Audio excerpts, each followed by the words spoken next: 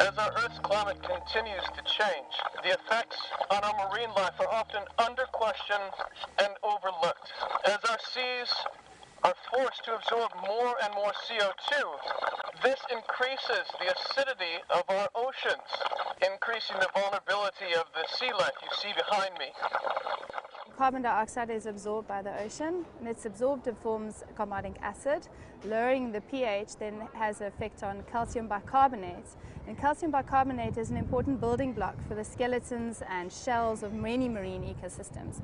So by reducing ecosystem functioning, we reduce the ability of our oceans to cope with things like climate change.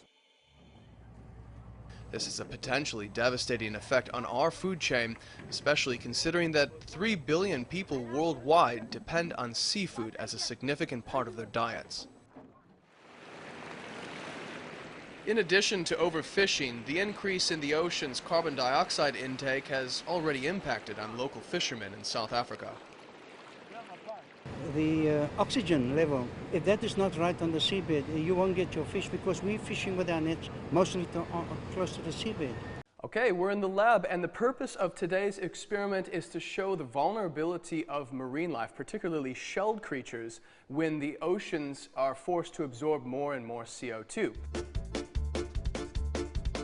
We do this by taking seawater and adding sodium hydroxide pellets to make it more alkaline. We then add some shelled creatures, for example black and white mussels or limpets, to the mix, and finally we add dry ice, which is essentially frozen CO2.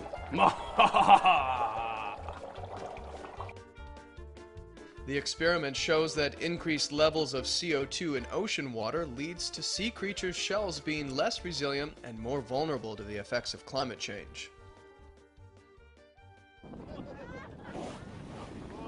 One way that you can help preserve our oceans for future generations is to be cautious of the seafood that you purchase.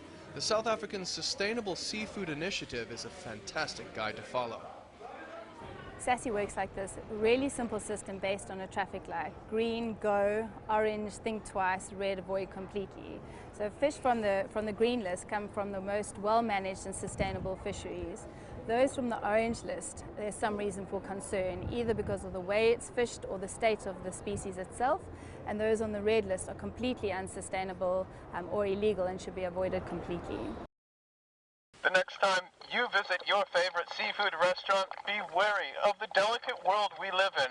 Our future may depend on it. Derek Van Dam, E! News, Cape Town.